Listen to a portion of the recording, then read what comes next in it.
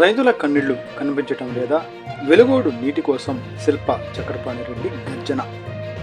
రైతు కంట కన్నీరు వస్తుంటే చూస్తూ ఊరుకోబోమని వైఎస్ఆర్సీపీ నాయకుడు శిల్ప చక్రపాణి రెడ్డి అన్నారు. రైతులకు సాగునీరు అందించడంలో ప్రభుత్వం నిర్లక్ష్యం చేస్తే అవసరమైతే వెలుగోడు రిజర్వాయర్ను ముట్టడించైనా నీటిని సాధిస్తామని ఆయన స్పష్టం చేశారు. బండి ఆత్మకూరు మండలం లింగాపురంలో రైతులతో నిర్వహించిన సమావేశంలో శిల్పా చక్రపాణి రెడ్డి మాట్లాడుతూ రైతులకు నీళ్లు కావాలి, రాజకీయాలు కాదు. రైతు బతికితేనే వ్యవసాయం బతుకుతుంది, వ్యవసాయం బతికితేనే సమాజం బతుకుతుంది అని అన్నారు. వెలుగోడు రిజర్వాయర్లో ప్రస్తుతం సుమారు 7 టీఎంసీల నీరు ఉన్నప్పటికీ రైతుల పొలాలకు నీరు అందించడంలో ప్రభుత్వం ఎందుకు స్పందించడం లేదని ప్రశ్నించారు. సాగునీరు లేక నారుమళ్లు ఎండిపోతున్నాయని, నాట్లు వేసిన పొలాలు బీడు వాడిపోతున్నాయని, రైతుల కళ్ల ముందే పంటలు వాడిపోతుంటే వారి బాధను ఎవరు పట్టించుకుంటారని ఆవేదన వ్యక్తం చేశారు. రైతుల కోసం పోరాడేందుకు నేను కేసులకు భయపడను. మొదట నా మీద కేసు పెట్టండి, ఆ తర్వాత రైతులపై కేసులు పెట్టండి. రైతుల కోసం ఎంతవరకైనా పోరాడుతాను. అవసరమైతే వెలుగోడు రిజర్వాయర్ను 500 ట్రాక్టర్ల జనంతో ముట్టడిస్తాం అని శిల్ప చక్రపాణి రెడ్డి హెచ్చరించారు. శ్రీశైలం డ్యాంలో నీటి నిల్వలు ఉన్నప్పటికీ వెలుగోడు రిజర్వాయర్కు సక్రమంగా నీటిని తరలించడంపై ప్రభుత్వం సమాధానం చెప్పాలని డిమాండ్ చేశారు. రైతుల పొలాలు ఎండిపోతుంటే నీటి లెక్కలు చెప్పడం వల్ల ప్రయోజనం లేదని, ఆ నీరు రైతు పొలానికి చేరినప్పుడే దానికి అర్థం ఉంటుందని అన్నారు. రైతుల్లో చైతన్యం తీసుకొచ్చేందుకు మహానంది, వెలుగోడు మండలాల్లోనూ గ్రామాల వారీగా సమావేశాలు నిర్వహిస్తామని తెలిపారు. కులం, మతం, పార్టీలు పక్కన పెట్టి నీటి కోసం రైతులంతా ఒక్కటవ్వాలి, మన హక్కు కోసం మనమే గళం విప్పాలి అని పిలుపునిచ్చారు. రైతు కన్నీరు పెట్టే పరిస్థితి రాకూడదు. రైతు పొలంలో పచ్చదనం కనిపించాలి, రైతు కుటుంబంలో ఆనందం ఉండాలి. దానికోసం ఎంతటి పోరాటానికైనా నేను సిద్ధం అని శిల్పా చక్రపాణి రెడ్డి స్పష్టం చేశారు. ఎం ఆంజనేయులు, టుడే టీవీ ప్రతినిధి, నంద్యాల జిల్లా. అందరికీ, పత్రికా విలేకరులకు,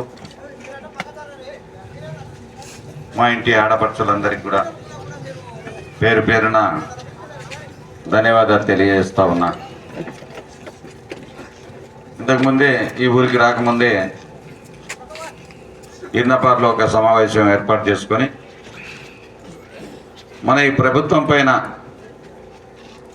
ఏ విధంగా ఒత్తిడి తీసుకురావాలి, నిద్రపోతున్నట్టు నటిస్తున్నటువంటి ప్రభుత్వాన్ని ఎలా నిద్ర లేపాలి, ఈ నాయకులను మెడలే విధంగా ఉంచాలి, ఏ విధంగా అయితే వీళ్ళకి సిగ్గొస్తుంది అని చెప్పి కనీసం రైతాంగం అన్న కోరిక మేరకు అన్న కనీసం నువ్వన్నా కదిలితే ఈ యొక్క ఎమ్మెల్యేలకు, మంత్రులకు, ప్రభుత్వానికి ఇవన్నీ తెలివైన వస్తుందేమో, కనీసం మనం నిద్ర లేపుదాం, నీతో మొదలు పెడితే నీళ్ళు వస్తాయని మాకు ఎంతో నమ్మకం ఉంది, మీరు పట్టుబడితే సాధిస్తారని ఒక నమ్మకం ఉంది. మీరు ప్రభుత్వంలో లేకపోయినా, మన ప్రభుత్వంలో ఉన్నా లేకపోయినా ఈ యొక్క రాజకీయ నాయకుల్లో చలనం తీసుకురావాలంటే మీరు ఖచ్చితంగా ముందుండాలి అని ప్రజలు అడిగినప్పుడు నేను ఈ విధంగా ఎక్కడో నంద్యాలలో కూర్చొని మీరింతమంది రండి, మీరింతమంది రండి నేను చెప్పేదానికంటే ప్రజలను ఏ విధంగా మేల్కొల్పాలి, ప్రజల్లో చైతన్యం తీసుకురావాలి అనే ఉద్దేశంతో కొన్ని గ్రామాలు సెలెక్ట్ చేసుకొని, మండలంలో 3 గ్రామాలు సెలెక్ట్ చేసుకొని ఈనపాడు గ్రామం సంబంధించి వెంగళరెడ్డిపేట, కనుమకాలువ, సింగవరం, సోమయాదులపల్లె గ్రామాలు అక్కడ రైతాంగాన్ని అంతా అక్కడికి చేర్చి ఉన్న వాస్తవాలను తెలియపరిచి మన వైఎస్ఆర్సీపీ పార్టీ తరఫున ఏ విధంగా పోరాటం చేయాలని ఒక కార్యాచరణ రూపొందించుకొని, అదేవిధంగా ఈ లింగాపురం గ్రామానికి కూడా చిన్నదేవలాపురము, నారాయణాపురము, సంతజోటూరు, పెద్దదేవలాపురము, బోధనము, పడమటూరు, ఇక గ్రామాల సంత చూడూరు అన్ని కలిపి ఇక్కడ కార్యక్రమాన్ని ఏర్పాటు చేసుకొని ఈ యొక్క రైతాంగంలో చైతన్యం తీసుకురావాలనే ఉద్దేశంతో మీ గ్రామం కూడా రావడం జరిగింది. సాయంత్రం 4 గంటలకు బి కోడూరు, ఏ కోడూరు, పార్నపల్లె, కాకనూరు, మా బండాత్మకూరు, పార్నపల్లి, ఎర్రగుంట్ల ఈ గ్రామాలన్నీ కూడా పార్నపల్లిలో సమావేశం కూడా ఏర్పాటు చేసుకోవడం జరిగింది. అక్కడ కూడా రైతాంగంతో చర్చలు జరిపి కార్యాచరణ ఏ విధంగా ఉండాలి అనే దానిపైన తిరుగుతూ ఉన్నా. నేను వస్తే పొడుస్తానని కాదు, ఈ నిద్రపోతున్నటువంటి నాయకులను, ప్రభుత్వాన్ని నిద్రలేపాలి అనే ఉద్దేశంతో ఒక సత్సంకల్పంతో ఈ గ్రామానికి రావడం జరిగింది. ఎందుకంటే ఒత్తిడి పెంచాలి మన ప్రభుత్వం పైన. ఈరోజు జగన్మోహన్ రెడ్డి తెచ్చినటువంటి మెడికల్ కాలేజీలు దుర్మార్గంగా ప్రైవేటుగా అప్పచెప్పాలని చూస్తే మనం గట్టిగా నిలదీస్తే ఈరోజు ప్రైవేట్ పరానికి తీసుకోవడానికి ముందుకు రాకుండా ఎవరైనా ముందుకు వచ్చే పరిస్థితుల్లో లేరు. అంటే ప్రభుత్వం నిలదీస్తూ ఉన్నాం. ఎక్కడికెక్కడ మీరు వస్తే మా ప్రభుత్వం వస్తే మీ ప్రైవేట్ కాలేజీలు మళ్ళీ మా ప్రభుత్వం స్వాధీనం చేసుకుంటుంది అని ఒక బెదిరిస్తే ఆగిపోయాయి. అదేవిధంగా ఈరోజు మేము డ్యామ్ దగ్గరికి వెళ్ళి రైతాంగాన్ని చైతన్యపరిచి మేము ఈ యొక్క గేట్లు ఎత్తుతాం, కేసులు ఎన్నైనా పెట్టుకోండి, మాకు ఇబ్బంది లేదు, మీరు ఎన్ని రకాలుగా మమ్మల్ని ఇబ్బంది పెట్టాలని ప్రయత్నం చేసినా రైతాంగ సమస్యలపైన, రైతాంగ ఇబ్బందులపైన మేము విధంగా చైతన్యపరచాలనే ఉద్దేశంతో ప్రతి గ్రామంలో కూడా రైతాంగాన్ని పిలుస్తూ ఉన్నాం, మాట్లాడుతూ ఉన్నాం. అదేవిధంగా రేపు మానంది మండలంలో కూడా ఇదే కార్యక్రమాన్ని ఏర్పాటు చేయడం జరిగింది. తర్వాత వెలుగోడు మండలం కూడా మనం ఆలోచించుకోవాలి. రైతులకు రాజకీయం ఓన్లీ ఎలక్షన్లప్పుడు మాత్రమే రాజకీయాలు చేయాలి తప్ప రైతాంగ సమస్యలపైన మనం ఉన్నటప్పుడు ఈయన తెలుగుదేశం రైతనో, ఈయన బీజేపీ రైతనో, లేకపోతే వైఎస్ఆర్సీపీ రైతనో మనం చూడకూడదు. రైతులను కులం చూడకూడదు, మతం చూడకూడదు, పార్టీ చూడకూడదు. రైతన్నలందరూ కలిసి రైతు కులం, మాది రైతు కులం, మా రైతు కూలీ కులం అని ఈ విధంగా మనం అందరం కలిసికట్టుగా పోరాడితే కానీ మనం ఏమైనా సాధించుకోలేము. ఈరోజు మనం చూస్తూ ఉన్నాం శ్రీశైలం డ్యాంలో దాదాపు 179 టీఎంసీలు, 180 టీఎంసీ నీళ్ళు ఉన్నాయి. ఈరోజు చూసినటువంటి ప్రకారం చూస్తే దాదాపుగా 879 అడుగులు, దాదాపు 77-8 అడుగుల వరకు ఈరోజు నీళ్ళు వచ్చాయి. ఇంకొక 44,000 క్యూసెక్కులు రోజు వస్తూ ఉన్నాయి. 44,000 క్యూసెక్కులు వస్తూ ఉంటే మనం బాగా గచ్చు నింపుతాం, కింద బొర్ర పెడితే ఆ నీళ్లు కారిపోతా ఉంటే ఎన్ని రోజులు గచ్చు నింపినా కింద బొర్ర అంటే ఆ నీళ్లు నిలబడవు. తెలంగాణ ప్రాంతం ఈరోజు చంద్రబాబు నాయుడు గారు దుర్మార్గమైనటువంటి ఆలోచనతో ఆ రోజు రాష్ట్రం విడిపోయి ఓటుకు నోటు కేసులో భయపడిపోయి ఎన్నో రకాలుగా ఆ మహానుభావుడు హైదరాబాద్లో మనకు 10 ఏళ్ళు హక్కుంటే వదులుకొని అమరావతిలో మకాం పెట్టినప్పుడే ఆ రోజు పోయినాం. తెలంగాణకు మనకు సంబంధాలు తెగిపోయినాయి. ఆ రోజు భయపడిపోయి ఆ మహానుభావుడు కింద ఉన్నటువంటి 800 అడుగుల్లోనే మనకు 854 అడుగులు వస్తే కానీ మనం వెలుగోడు డ్యామ్ నింపుకోవడానికి అవకాశం లేదు. వాళ్ళు 800 అడుగుల్లోనే ప్రాజెక్టులు నిర్మించుకున్నారు. దాన వాళ్ళు ఏమో పడ్డ ప్రాజెక్టులు కట్టుకున్నారు.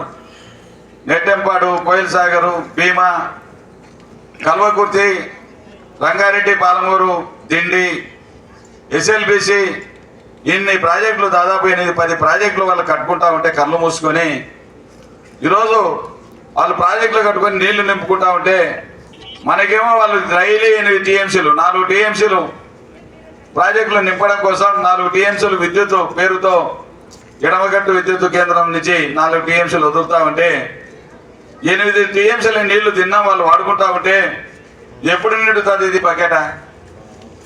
ఎప్పుడు నిండుతుంది అని ప్రశ్నిస్తామన్నా. ఎప్పుడు కింద కారిపోతా ఉంటే పైకి వచ్చే నీళ్ళు ఎక్కడున్నాయి? ఆ విధంగా జరుగుయేది కాకుండా ఈరోజు దుర్మార్గమైన జగన్మోహన్ రెడ్డి గారు వాళ్ళ తండ్రి గారు ఉన్నప్పుడు రామారావు గారు 5,000 ఉన్నటువంటి సామర్థ్యాన్ని, పోతిరెడ్డిపాటి సామర్థ్యాన్ని రామారావు గారు 11,000 క్యూసెక్కులకు చేస్తే తన తండ్రి రాజశేఖర రెడ్డి గారు వచ్చిన తర్వాత రాయలసీమ బాగుపడాలి, రాయలసీమ నా ప్రజలు బాగుండాలి, నా రైతాంగం అంతా కళ్ళల్లో ఆనందం చూడాలి, కరువు రక్కసిన ఈ ప్రాంతం ఎప్పుడే కానీ పడకూడదు అనే ఉద్దేశంతో పెద్ద ఆలోచన చేసి మహానుభావుడు ఎన్నో రకాలుగా ముఖ్యమంత్రి కాకముందే నేను వస్తే ఈ రాయలసీమ ప్రాజెక్టులన్నీ ఒక్క ఉదుటన పైకి లేపుతానని చెప్పి మాటిచ్చి ఆ మాట ప్రకారం బ్రహ్మాండంగా మన యొక్క పోతిరెడ్డిపాటు సామర్థ్యాన్ని 11,000 క్యూసెక్కులు ఉన్నటువంటి సామర్థ్యాన్ని 44 పెంచినటువంటి ఘనత దివంగత. ఎక్కడే కానీ మన రాయలసీమ ప్రాంతంలో ఎక్కడే కానీ ఇబ్బందులు పడకూడదు మన రైతాంగం అనే ఒక మంచి సంకల్పంతో తన తండ్రి 44,000 క్యూసెక్కుల సామర్థ్యాన్ని 80,000కు తీసుకుపోయి రాయలసీమ లిఫ్ట్ ఇరిగేషన్ పేరుతో మనం కూడా ఈ తెలంగాణలో చేస్తున్నది జలదోపిడిని ఆపాలంటే దీనికి మార్గం ఒకటే ఉంది. ఈ మార్గం అదొకటే, రాయలసీమ లిఫ్ట్ ఇరిగేషన్ మనం ఏర్పాటు చేయాలి. ఈ యొక్క లిఫ్ట్ ఇరిగేషన్ మనం కూడా 800 అడుగుల్లోనే పక్క పెట్టుకుంటే, వాడు ఒక దిక్కు పక్క పెడితే మనం ఒక దిక్కు పక్క పెట్టుకుంటే నీళ్లు మనం కూడా తోడుకుంటా ఉంటే మర్యాదగా అన్నా నువ్వు ఇన్ని నీళ్ళు ఇడుసు నేను ఎన్ని నీళ్ళు ఇడుసు అని ఒప్పందానికి వస్తారు ఈ తెలంగాణ వాళ్ళు. కాబట్టి మనం కూడా 800 అడుగుల్లో నీళ్లు డ్రా చేయాలనే ఉద్దేశంతో రాయలసీమ లిఫ్ట్ అని పెట్టి ఆయన మహానుభావుడు ఆయన తయారు చేసి మన ప్రభుత్వం వచ్చిన తర్వాత బ్రహ్మాండంగా తయారు చేసి అన్ని మొదలు పెడతా ఉంటే పుల్లలు చెక్కి జగన్మోహన్ రెడ్డి పేరు వస్తారు, రాయలసీమ లిఫ్ట్ వస్తాయని చెప్పి దుర్మార్గమైనటువంటి ఆలోచనతో ఇక ఎన్జిటిలో నేషనల్ గ్రీన్ ట్రిబ్యునల్లో ఒక బిల్లు ఇప్పించి అక్కడ మీరు అనవసరమైన అనుమతులు లేనటువంటి ప్రాజెక్టులు జగన్మోహన్ రెడ్డి గారు కడతా ఉన్నారని చెప్పి కంప్లైంట్ చేయించి తెలంగాణకు సంబంధించినటువంటి తెలుగుదేశం నాయకులతో కంప్లైంట్ చేయించి ఎన్జిటిలో అడ్డమేసిన మాట వాస్తవం కాదా అని అడుగుతా ఉన్నా. ఆయన ఆ రోజు అది తప్పిదం చేయడం లేదు. తెలంగాణ వాళ్ళేమో ఏ ప్రాజెక్టుకు నేను చెప్పినటువంటి ప్రాజెక్టులకు ఎక్కడ అనుమతులు లేవు. ఏ అనుమతి లేకున్నా వాళ్ళేం ప్రాజెక్టులు కట్టుకుంటామంటే నువ్వు భయపడిపోయి కేసులలో ఇరికిస్తారనే భయంతో నువ్వు మిన్నకుండిపోవడం వల్ల ఈరోజు వాళ్ళందరూ ప్రాజెక్టులు తయారు చేసుకోగలిగారు. వాళ్ళేమో నీళ్లు తోడుకుంటా ఉన్నారు, మనదేమో అనుమతులు ఆపించావు. మళ్ళీ ఏ విధంగా సరే దాదాపు 900 కోట్లు, దాదాపు 3,825 కోట్లు శాంక్షన్ చేశాడు జగన్మోహన్ రెడ్డి గారు. మోటార్లు కూడా కొనుక్కొని తీసుకొచ్చి పెట్టాడు, మోటార్లు కూడా కొన్నాడు ఈ యొక్క రాయలసీమ లిఫ్ట్ కోసం. అవేమో పట్టిసీమకు తీసుకుపోయి మళ్ళీ మార్చుకున్నారు. అవన్నీ ఆ ప్రభుత్వం వచ్చిన తర్వాత పట్టిసీమకు ఆ మోటార్లన్నీ ఎత్తుకుపోయినారు. ఒక 900,000 కోట్లు మహా అంటే ఒక 2,000 కోట్లు పెట్టింటే ఈరోజు మనం కూడా గది పట్టేది కాదు. మనకు కూడా ఈరోజు ఇట్లా నోరు తీసుకొని చూడాల్సిన పరిస్థితులు మనకు ఉండేటివి కావు. ఎందుకంటే వాళ్ళు ఒక టీఎంసీ డ్రా చేస్తే మనం కూడా ఒక టీఎంసీ డ్రా చేసేవాళ్ళం. రోజుకు 3 టీఎంసీలు మనకు నీళ్లు రావాలనే ఉద్దేశంతో జగన్మోహన్ రెడ్డి గారు రాయలసీమ లిఫ్ట్ ఇరిగేషన్ రూపకల్పన చేసి అద్భుతమైనటువంటి ఆలోచనతో ముందుకెళ్తా ఉంటే ఈ దుర్మార్గులు ఈరోజు కూడా చెప్తా ఉన్నా వీళ్ళకి ఇంకా అవకాశం ఇస్తాం. ఎందుకంటే ప్రభుత్వం కేంద్రంలో ఉన్నది మీ ప్రభుత్వమే, బీజేపీ ప్రభుత్వం, మీ కుటుంబ ప్రభుత్వమే. ఈరోజు కూడా సాధించాలని ఒక మీకు సంకల్పం ఉంటే ఖచ్చితంగా రాబట్టుకోవచ్చు. అయినా మీకు ఎక్కడే కానీ రైతుల మీద ప్రేమ లేదు, రైతుల మీద ఎక్కడే కానీ మీకు దేశం తప్ప ఎక్కడ కానీ మీకు ఎప్పుడే కానీ ఏ రైతాంగం పైన కూడా మీరు వాళ్ళ మీద ప్రేమ చూపించే సందర్భాలు లేవు. ఆ రోజు రాజశేఖర రెడ్డి అంటేనే రైతు, రైతు అంటేనే రాజశేఖర రెడ్డి అనే విధంగా తన తనయుడుగా ఈరోజు కూడా మనకు నీళ్లు ఈరోజు పారుతా ఉన్నట్టే 3,500 క్యూసెక్కుల సామర్థ్యం ఉన్నటువంటి తెలుగుగా కెనాల్ వచ్చేసి ఈరోజు 5,500 క్యూసెక్కులకు మార్చినటువంటి ఘనత జగన్మోహన్ రెడ్డి గారి. ఈరోజు లైనింగ్ కూడా చేశాడు, ఈరోజు లైనింగ్ కూడా చేసి బ్రహ్మాండంగా ఈరోజు తెలుగుగా తయారు చేశాడు. ఆ విధంగా ఇంకా బ్రహ్మాండంగా ఒక జగన్మోహన్ రెడ్డి గారు ఆ పిల్లి వేయకపోయింటే ఆ పని పూర్తయ్యేది. ఈరోజు ఈ పరిస్థితులు మనకు దాపించేవి కాదు. మీకు విషయం తెలియాలి, ఎందుకు జరుగుతూ ఉంది, ఎక్కడ జరుగుతూ ఉంది లోపం అనే విషయాన్ని. మనం అన్ని నీళ్లు పెట్టుకొని ఈరోజు 180 టీఎంసీలు నీళ్ళు అంటే దాదాపు ఒక 50-60 టీఎంసీలు తప్ప అవన్నీ డెడ్ స్టోరేజ్ మనకు ఉండే ఉపయోగం లే. అవి ఉన్న ఉపయోగం ఎందుకు ఉండదంటే 854 అడుగుల తర్వాతనే నీళ్లు కిందికి వదలాలి. కాబట్టి 854 అడుగుల్లో 120 టీఎంసీలు నీళ్ళు మిగులుతాయి. ఇంకా ఆ 120 టీఎంసీలో మనకు 2 భాగాలు, తెలంగాణకు 1 భాగం. 2 భాగాల్లో మనకు కనీసం అంటే 80 టీఎంసీలు మనకు నీళ్ళు వస్తే ఆ తెలంగాణకు 40 టీఎంసీలు నీళ్ళు పోతాయి. ఆ 80 టీఎంసీల నీళ్ళలో కనీసం బుద్ధిండి ఏ మాత్రం రైతుల మీద ప్రేమ ఉండి మీకు ఉంటే ఈరోజు ఎన్నో 80 టీఎంసీ నీళ్లతో ఈరోజు వెలుగోడు నింపుకోవచ్చు, గోరుకల్లు నింపుకోవచ్చు, అదేవిధంగా అవుగు రిజర్వాయర్లు నింపవచ్చు, బ్రహ్మసాగర్ నింపవచ్చు, అదేవిధంగా గండికోట మైలవరాన్ని కూడా నింపడానికి అవకాశం ఉంది. అన్నీ ఉండి కూడా ఈరోజు విద్యుత్ శక్తి పేరుతో ఈరోజు కూడా ఇప్పుడు నడుస్తూ ఉంది. 30,000 క్యూసెక్కుల నీళ్లు కిందికి వదులుతారు, 40,000 వస్తా ఉంటే 30,000, 32,000 ఇప్పుడు కూడా విద్యుత్ శక్తి పేరుతో మనమేమో భయపడిపోయి తెలంగాణ వాళ్ళ భయపడిపోయి గురు శిష్యులు చేతాయి ఈరోజు నీళ్లు కూడా మనం కూడా కరెంటు వదులుకోలేని పరిస్థితి ఈ రోజులో ఉన్నాం. అయినా అట్లయినా సరే వాళ్ళు 30,000 క్యూసెక్కులు కరెంటు వాడుకున్నారు. మనం కూడా 30,000 క్యూసెక్కులు కనీసం మనం కూడా ఈరోజు పోతిరెడ్డిపాటి ద్వారా వెలుగొడుగు నింపిట్టే ఈరోజు మనకి ఇబ్బందులు ఉండేటివి అని అడుగుతా ఉన్నా. ఈరోజు ఈ కష్టం వచ్చేదని అడుగుతా ఉన్నా, ఈ బాధలు పడేవాళ్ళమా అని అడుగుతా ఉన్నా. ఈ రైతాంగం మనం చూస్తూ ఉన్నాం. నేను ఆశపడ్డా, నిన్న అసెంబ్లీ జరుగుతూ ఉంది 4 రోజులు, మన బుడ్డా రాజశేఖర రెడ్డి గారు ఏమైనా క్వశ్చన్ వేస్తాడమో, అసెంబ్లీలో అడుగుతాడమో, ఏమైనా ఈ యొక్క రైతాంగం గురించి మాట్లాడతాడమని చెప్పి ఎంతో ఆశగా ఎదురు చూసా. మహానుభావుడు నోరిప్పిన పాపాన పోలే, ఆ రోజు మాట్లాడిన పాపాన పోలే. మేము అడుగుతా ఉన్నాం, ఈ క్రెడిట్ మాకు వద్దు ఎమ్మెల్యే గారు, మీరే తీసుకోండి. మేము కావాల్సింది మేము కూడా మీతో తోడుగా వస్తాం, మీ వెంట మేము నిలబడతాం, రైతాంగ సమస్యల పైన పార్టీలు పక్కన పెడదాం, మీ వెంట మేము ఉంటామని కూడా తెలియజేస్తా ఉన్నా. మా రైతాంగాన్ని కూడా చెప్తా ఉన్నాం, అవసరమైతే బుడ్డా రాజశేఖర రెడ్డి గారికి వెళ్ళండి, పని జరుగుతుందంటే మీరు వెళ్ళండి, ఏదైనా అవసరం పని జరుగుతుందంటే. మనకు నీళ్లు కావాలి, పార్టీలతో పని లేదు, మనకు ఎక్కడైనా రాజకీయాలతో అవసరం లేదు. రాజకీయాలు కాదు, ఇంకా కావాల్సినది మన నీళ్లు తేవాలి. ఏ విధంగా నేను అడుగుతా ఉన్నా, ఈ గ్రామంలో ఉన్నటువంటి రైతాంగాన్ని అడుగుతా ఉన్నా, తెలుగుదేశం పార్టీ నాయకులను అడుగుతా ఉన్నా, మీరు ఓట్లేసి గెలిపించుకున్నారు, సంతోషం. నేను ఒక ఇంట్లో పెద్ద కొడుకులాగానే తిరిగా, ఒక లస్కర్ లాగా పనిచేసా. మీ ఇంట్లో ఏ సమస్య వచ్చినా నేను ముందున్నాను అని చెప్పి మీ ముందు వాళ్ళటువంటి వ్యక్తిని నేను. అటువంటి వ్యక్తిని సరే ఏదైనా కాల ప్రభావాల వల్ల, పరిస్థితుల ప్రభావం వల్ల నన్ను ఓడించినా నాకేం బాధ లేదు. అయినా నేను ఓడినేటప్పటి నుంచి ప్రజల్లోనే తిరుగుతా ఉన్నా, ప్రజల్లోనే ఈరోజు ఎక్కడ చూసినా ఇబ్బందులు తెలుసుకుంటా ఉన్నా. ఎన్నో మడ్డలు జరిగినాయి. మీ ఊర్లో ఒక మడ్డలు జరిగింది, సీతారాపురంలో ఒక మడ్డలు జరిగింది, గాజులపల్లి స్టేషన్లో ఒక మడ్డలు జరిగింది. అట్లా నా నియోజకవర్గంలో 4 మడ్డలు జరిగితే కూడా నేను ఏ రోజు కానీ పలకరించకుండా ఉండలేదు. ఏమైనా ఎన్ని రకాలుగా ఈ ప్రభుత్వం వల్ల ఎంతోమంది ఇబ్బంది పడుతూ ఉన్నారు. పడినా కూడా నేను ఏ రోజు భయపడింది లేదు, జంకింది లేదు. మనం ఈరోజు ప్రజలకు తోడుగా ఉండాలి, ఇబ్బందులు ఉండేటప్పుడే తోడుగా ఉండాలి. ఈ రైతాంగాన్ని ఏ విధంగా ఆదుకోవాలనే ఉద్దేశంతో ఈరోజు గ్రామాలలో తిరుగుతూ ఉన్నాం.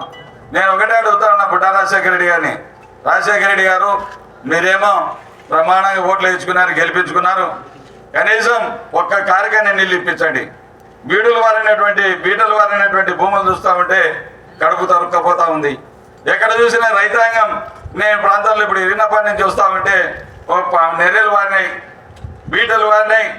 ఎక్కడ చూసినా ఒక్కొక్క రైతు ఎకరానికి 15,000 రూపాయలు ఖర్చు పెట్టాడు. ఈరోజు భూమిలో మట్టి ఇది ఒక మట్టి భూమిలో అంత మందులు అన్ని పోస్తే కూడా ఈరోజు నీళ్లు లేక ఎండిపోయే పరిస్థితులు కనపడతా ఉన్నాయి.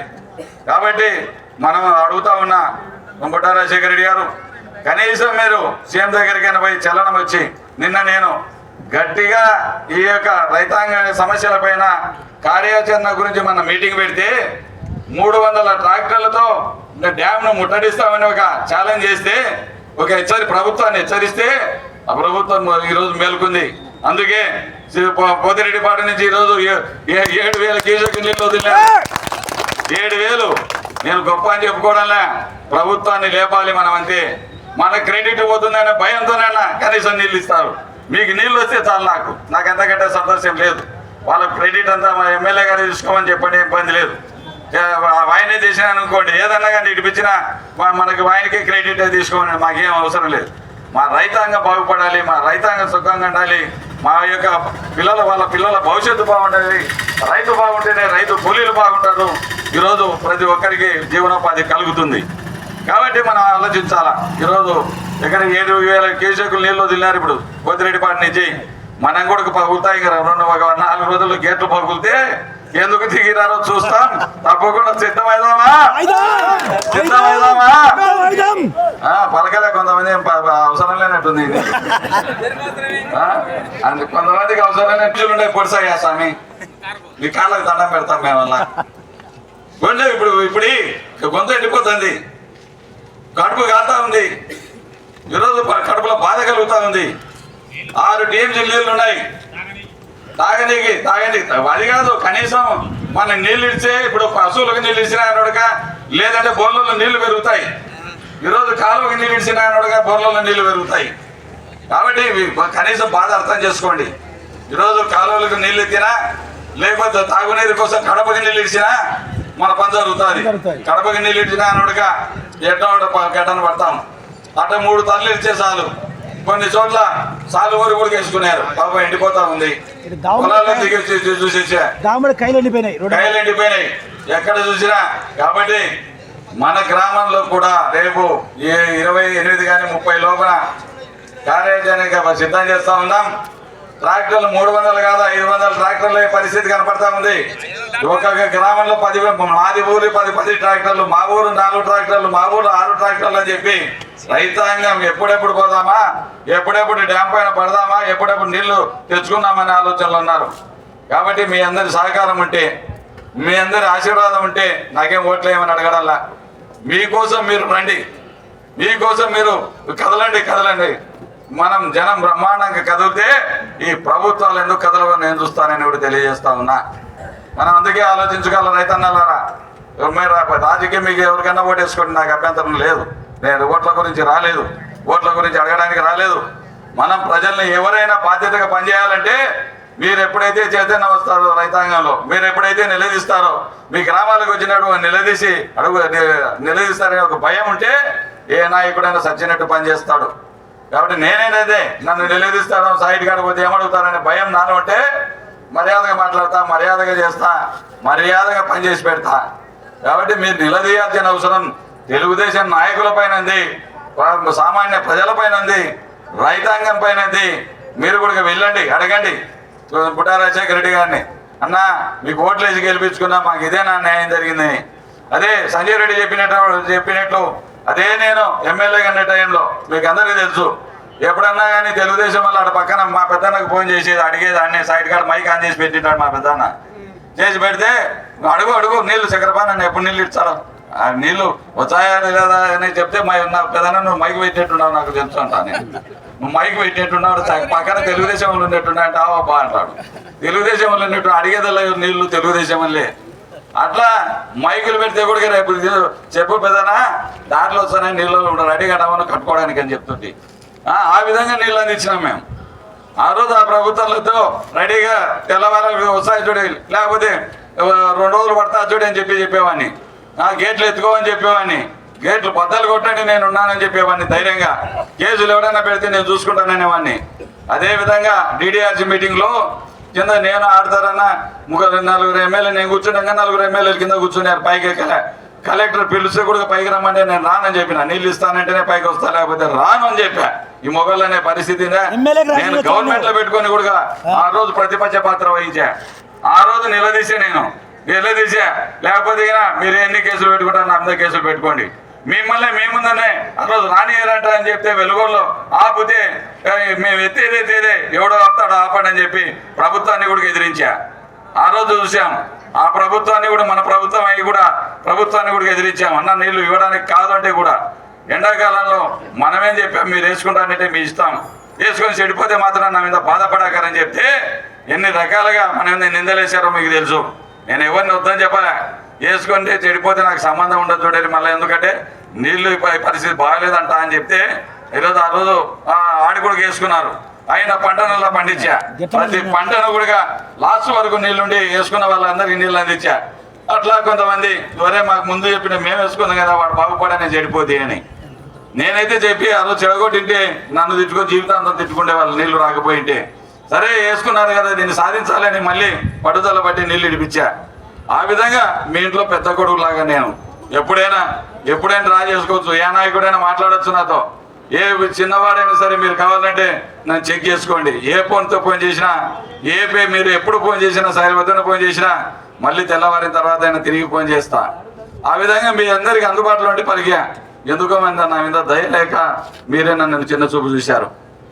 మీరు నా మీద ఎందుకో కనికరం లేదు, నా మీద ఎందుకో మీకు కోపం వచ్చింది. ఎందుకో నన్ను ఇప్పుడు ఈరోజు నేను ప్రతిపక్షంలో ఉన్నా, నేను ఉన్నట్టు కనీసం అసెంబ్లీలో మాట్లాడేవాడిని, మీ తరఫున గలం వినిపించేవాడిని. ఆ విధంగా నేను మీకు ఎప్పుడు తోడుగా ఉండేవాడిని. కాబట్టి మీరందరూ ఆలోచించుకోవాల్సిన అవసరం ఉంది. మనం ఈ తోడుగా మీ గ్రామాలలోనే అడుగుతా ఉన్నా.